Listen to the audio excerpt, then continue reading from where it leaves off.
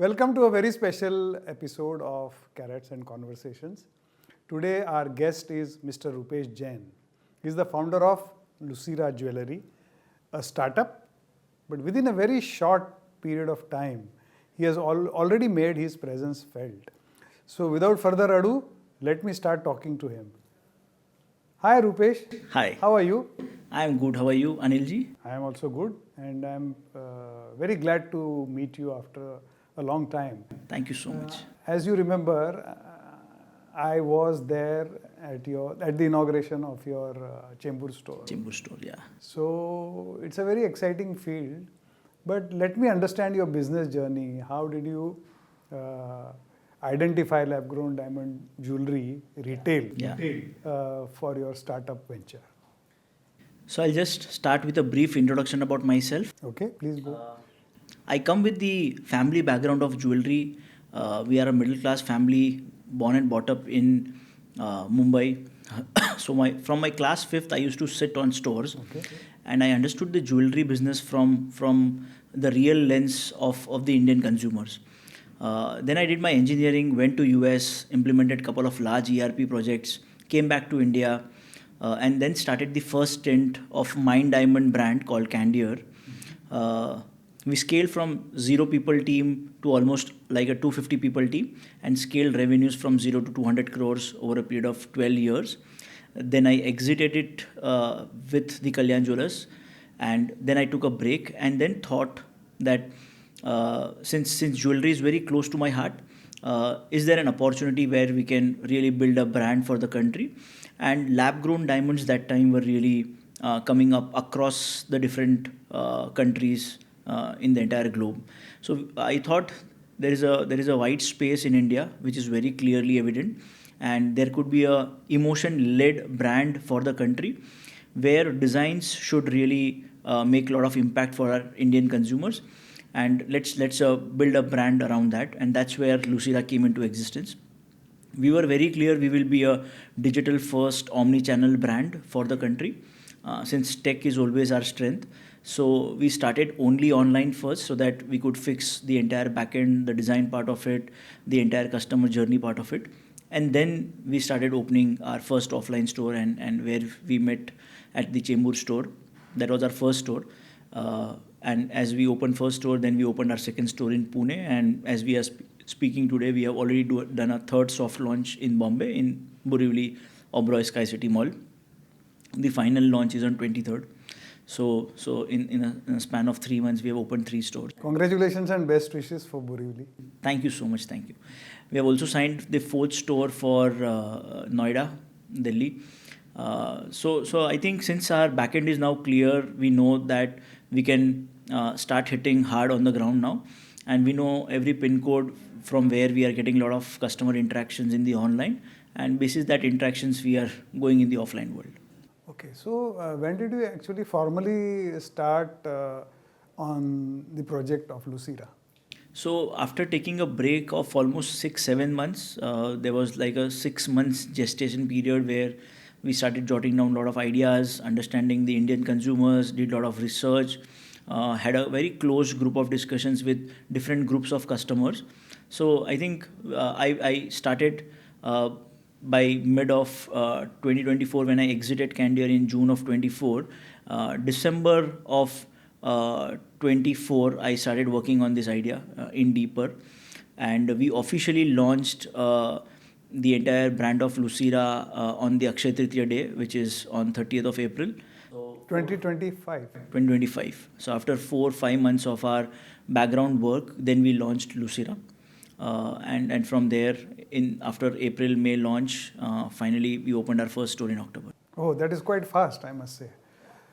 So you were with Candier for a long time, and you were very hands-on. I remember you had such a vibrant and energetic team in your Malad office. I remember very vividly, all happy faces and very modern office, very ergonomically decorated and designed. It was a pleasure. I still remember, it was quite a few years back. So what I want to know from you, I think that was very different from your family business. Yeah. This organized retail and chain stores. Of course, you had the backing of Kalyan. But what were your learnings, number one? And what were the mistakes that you made, which you learned from those mistakes you want to correct in your current project?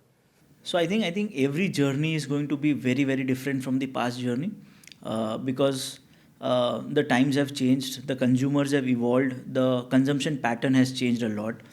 Before COVID and after COVID also we have seen people are thinking in a very different way.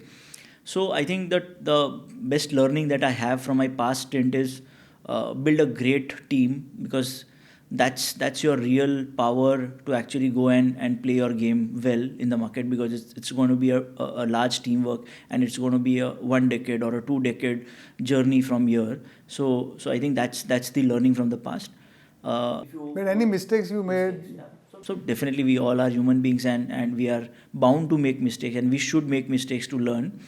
And I did a lot of mistakes in. But don't make the same mistake twice.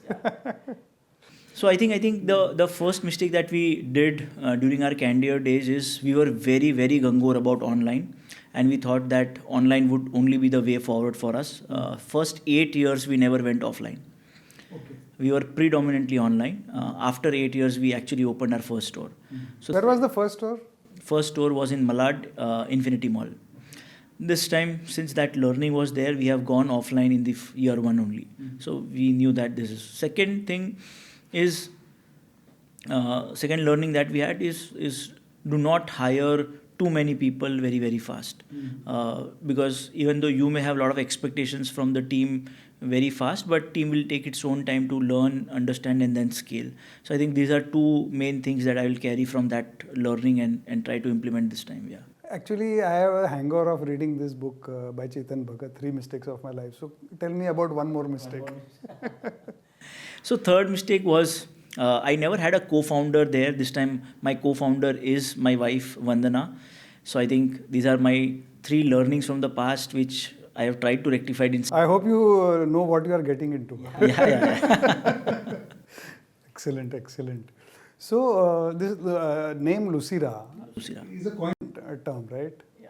So what does it mean and how? Anyway, it could be. It may not have a literal meaning. For example, Nike, it doesn't have a literal meaning.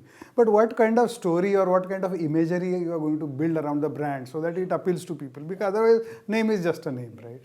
So Lucira is actually a word in Latin, Okay. and it means to shine. Mm-hmm. It is the shine in the diamond. It is the shine in the relationship that you are into. So the entire story of Lucira is happiness, shine in the relationship that you are into, and I think jewelry, diamonds are something that really go hand in hand when you are in your happy zone. So I think we would like to share a lot of good moments with our customers and be a part of their story. That's the literal meaning. Yeah. So far, you have started promotions on Insta and digital media only, right? Yes, predominantly. And very, very offbeat choice of the location, Chembur. So how did that come about? So we were very clear that since it is our first store, we don't have to be very very loud, because there will be few mistakes that we will do, and we have to learn from our mistakes.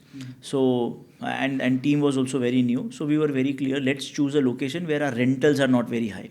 So we were very mindful of that, because in the longer run, rent to revenue ratio is going to hit you big time. So that was our first bet. Second, it was a high street, Tanishq, Kalyan, Carrot Lane nearby, good catchment, lot of good affluent people, old money sitting in Chembur, and no other lab-grown diamond jewelry brand. So these were our parameters that got ticked for that location. Even the location size was apt for us, 700 square feet, and we wanted to experiment there. So that's the reason for choosing Chembur. Okay. It's a very good store, I must say, and congratulations for this selection. Who's your target audience? So our target audience, what we have identified, is not the Gen Z customers. It's a slightly mature audience in millennials, aging between 32 to 48. Okay. Urban woman who likes her own choices, She likes to take the products in terms of designs and not only with respect to the price points. She has a particular styling. She's very clear in terms of what clothing she is wearing, what kind type of jewelry she wants.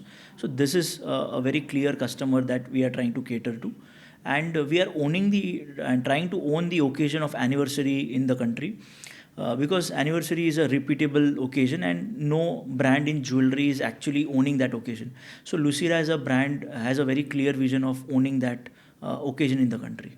So, have you started with the marketing initiatives surrounding the occasion of anniversaries? Have you? So teams have started jotting down a lot of ideas. We have started talking to few agencies. They are giving and submitting their ideas. So I think in next couple of months we'll start ideating and then come up with a better campaign. Yeah. Fair enough. So, what are the price points and how many SKUs you have in Chembur? So I think ideally our price point is majorly between 40 to 80,000. That's the spot that we would want to be in, because 40 to 80. 80. So, it begins with 40.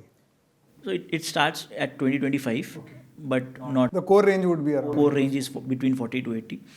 And we have seen that customers are very comfortable buying in that range, and there is no other brand catering to that price points very clearly in the country. So we would want to own that space. One thing.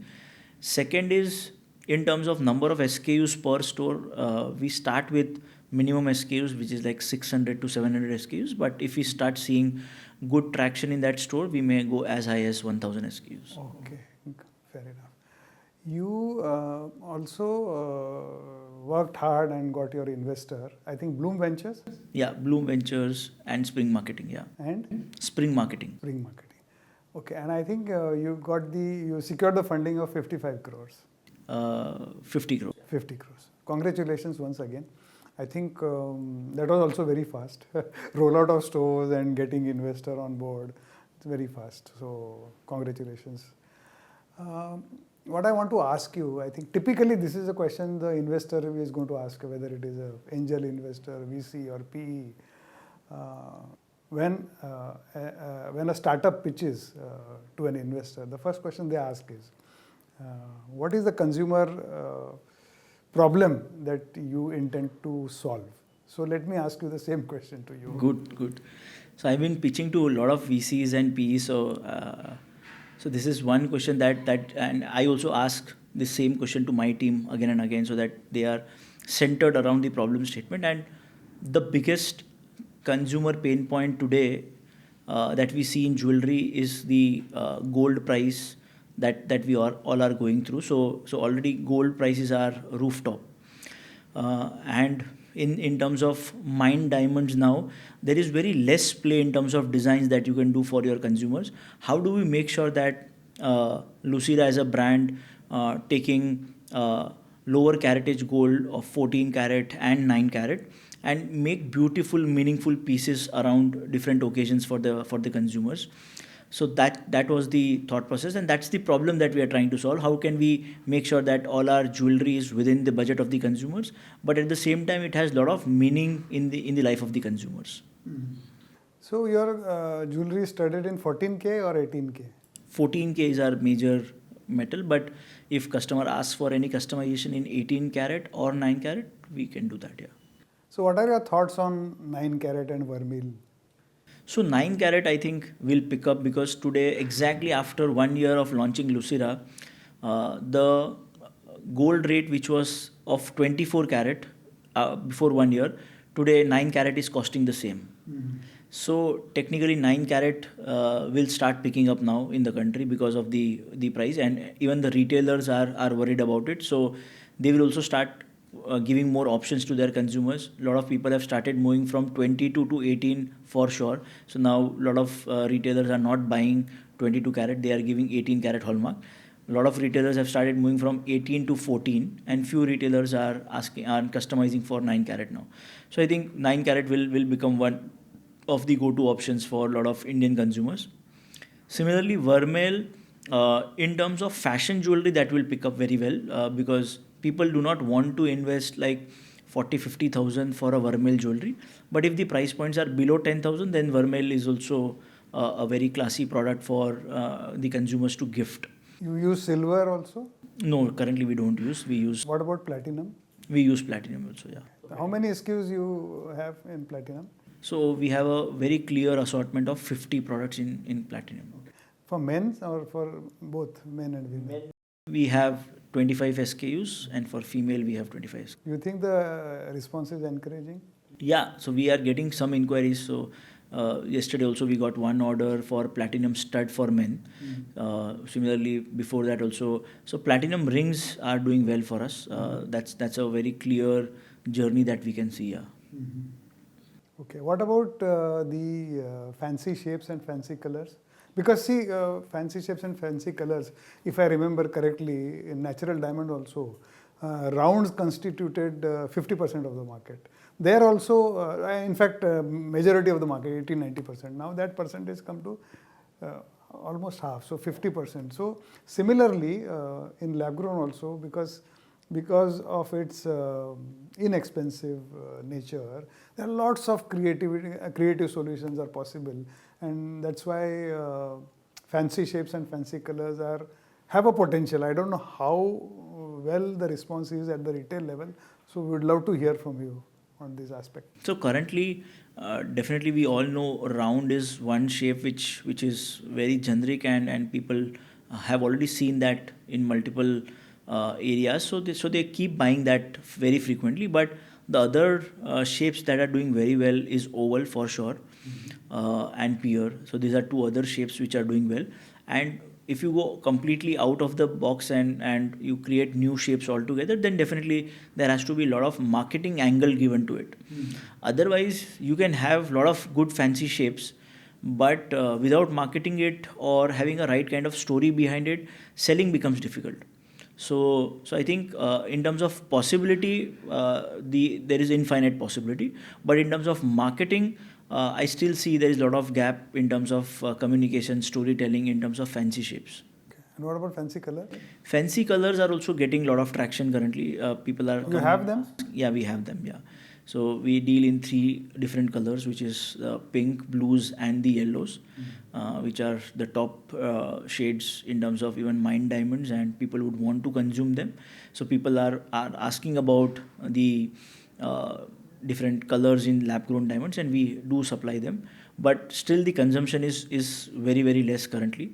But over time it will keep increasing as and when we keep pushing and give more design options to our customers. So today's customer is quite evolved, if I'm not mistaken. But are there customers who don't know about lab-grown diamond and jewelry, and they come to you and you have to educate them? So I think in terms of words, everyone has listened about it. Everyone knows about lab-grown diamonds because of so much news in the market since last 3-4 years now. But in terms of depth of the knowledge, it is still lesser available. How is it made? What are the components required to actually build the entire lab-grown diamonds, and what is the costing around it? Is it fake? Is it real? These are all myths that they have. But I think it is getting better and better with every quarter, every year that is going by. Yeah. So when we talk about the potential for lab-grown diamond jewelry in India, the investor fraternity has been quite bullish, and many of the startups have been able to get funding. So Bloom Ventures is one investor who does a lot of research, and I think by associating with such an investor, apart from the funding that you get, there is a lot of learning also. So give me an idea of what is the total addressable market. In short, what is the market size for lab-grown diamond jewelry in India currently, and how it is going to grow. If you have some ballpark figure, it would be very interesting for our viewers also. So I think currently the entire opportunity for India sitting for a lab-grown diamond is anywhere between 700 to 800 crores. So small. Yeah, currently. And it is growing almost by a double digit year on year, where mined diamond is growing at a smaller pace. So I think in next couple of years, maybe by 2030, this opportunity will almost be 3x from here. So it is going to be almost like a 2,500 or 3,000 crore market. And over a period of time, this will keep keep increasing. That's a very clear journey that we can see from here. The biggest journey that I feel is there for every lab grown diamond jewelry is more players are required to actually cater to the demands of the consumers, because currently in the country we have like 60 to 70,000 mined diamond jewelry players who are selling mined stones. Okay. Jewelry, you mean? Jewelry, mined jewelry. And in terms of lab grown, all lab grown diamonds putting together, we are not even 1,000 stores today. Okay. So I think the journey is from 1,000 to like 40-50,000 stores in next couple of years. So 1,000 stores, you are talking only about the chain stores or the mom and pop and multi-brand? Everything put together today, today all chain stores and everyone coming together, we are not more than 1,000 stores. So when consumers come to you, do they ask for exchange buyback? They do ask, yeah. So as an Indian customer, everyone has buyback and exchange in their mind, yeah. When they are buying gold jewelry particularly. So are you offering exchange buyback? Yeah, we offer a very clear 100% exchange policy where they can come and exchange their design, upgrade their design. And we have very clear 90% buyback where they get 100% in terms of gold and 90% in terms of the lab grown On the bill value? On the bill value. Okay. And what about certification?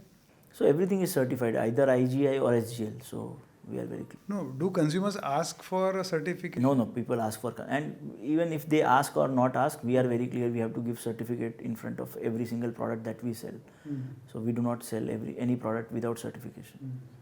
So 50 crores, I am sure it is not sufficient, and there will be several rounds. So what is the runway that your investors are looking at, the first 50 crore infusion? So I think it should be anywhere between 18 to 24 months from here, where we'll understand, build the entire distribution system, entire online tech part of it, omni-channel part of it, the team part of it, and then definitely go out and raise larger checks for the growth capital. Yeah. Okay. So tell me about how you identified the locations and in cities like Pune, and the third one in Borivali. Is there any other location where you have? Fourth we have signed in Delhi. Delhi, okay. So it would be interesting to understand. So for us the journey is simple. We do a lot of online plus offline data analysis. So offline, it should tick mark a lot of our parameters. It has to be either high street or mall, whatever is okay for us, because we have seen consumers at both the ends. It has to be surrounded by good brands where people are coming and spending on retail. Third is if there are good other jewelry players around, so we can get their customers also, because customer is coming there for jewelry as a product that they are going to buy. Fourth is we see a lot of our online data where we are getting maximum traffic from, maximum add to carts or maximum inquiries about the product. And then when we marry both of these data, we understand that these are the micro markets in which we will want to work on. And then we start scouting for properties, and then it should match, and we start predicting our revenues in that area. Once our revenue predictions are done, we come back in the reverse way, what should be the rental for year for this particular location. So as of now, you started with 2 stores which are standalone, and now in Borivali you will be opening inside a mall. In a mall. Yeah. But what I understand from other retailers is getting the right location is a challenge. What are your views? No, definitely getting the right location is a challenge, but I think there is enough of new markets getting created on every quarterly basis. So you need to even understand how can you identify these newer markets where today people are not there, but it will become a very large market in next couple of years. So you need to also see other signals, not only the present signal. So we have seen a lot of markets which were doing very well earlier have started diminishing because there is a new road that has been created and suddenly all the retail have been moved there. So I think any retail location that we choose, we definitely see current data, as well as we would want to see next 3 to 5 years performance data, that a lot of new residential coming in that area, a lot of good buildings being constructed, and automatically if there are good constructions nearby, and if there are like 4,000 families going to move in that particular area, then you know that this particular catchment can have a lot of good customers. So as of now, all these stores that you have are company owned. Company owned everything. Okay. And what are your views on franchising? No, definitely for jewelry business, franchisees are also showing a lot of interest in terms of how can we all work together for the next level of distribution, and if retail entire distribution can be done through franchisee also in the right way, then we can spend larger amount of money in terms of brand building, team and the tech part of it. It's an asset light model. Yeah. But if I understand from the market, many startup LGD brands are offering minimum guarantee. Yeah. So would you be doing the same? So technically, minimum guarantee is required initially to give comfort to the franchisees, but once you know your model is working well, then your numbers start speaking a lot. So at Candier also we started with minimum guarantee, and then once we started getting good traction and numbers, then automatically a lot of other things are taken care of. So recently, Titan launched Beyond. Yeah. And it has created a lot of excitement in the market and a lot of curiosity because they are charging 25,000 per carat. So how much are you charging? Because most of the jewelers, the brand stores are charging much more as compared to what Titan is charging. So how much are you charging and what is your opinion? So we charge between 30 to 35 depending upon offer, non-offer period. I feel this is the right kind of price point. Even 25 Titan starting at 25 is not a bad move. I think for the entire industry, first thing we all have validated that this category is here to stay now. Second is I have seen very closely pricing of Titan in the past that with years they will keep increasing the price because definitely they will have to manage the margins in the right way because of the marketing spends and rental cost and people cost. Then automatically if it comes in the range where we are today, I think in the longer run it is a healthy thing for all of us. Yeah, in fact what I found was they are not offering exchange and buyback on lab grown diamonds. I think that could be a game changer because all said and done, while most manufacturers and growers are saying that there is no room for the prices to fall, but this category is not about investment, it is an adornment category. So if this thing catches on and if other people also follow, I think our market would be something different than what it is today, and it may not be or it will not be compared to natural diamonds. That is what I feel. Yeah, it could be, but definitely it is more of a wait and watch. They have also opened first store, and they will also take a lot of feedback from customers, understand their views, because Titan as a company works on data. So once they have enough of feedback, then definitely their next moves will come in the market depending upon what is customer reaction on the designs, on the price points, on the policies. And if customers are reacting well, they will keep having the same policy. If there is some backslash, then they may change something in the entire policy level. Yeah. So now talking about the future, your future plans, where do you see yourself and Lucira in the next 2 years in terms of turnover, in terms of number of stores, and when do you break even and make profits? So I think in next 2 years, definitely our numbers we would aim for approximately 100 crores in next 2 years. In how many stores? In approximately 35 stores. Okay. 30-35 stores. That's one part of it. Second part, definitely in terms of profitability, it is always on our cards. Every store should get to a profitable stage in 3 to 6 months. That will be our target. And once that keeps happening continuously, and at the head office level, at the brand level, so if we stop expanding, then we get to a profitable stage very, very fast. But if your aspirations are higher and if you would want to capture more and more market, you need to put more dollars on marketing. And that's where rollout is important. Rollout is important. A lot of campaigns are important. A lot of on-ground activity is important. So these are few areas which will make the brand the real brand in the longer term.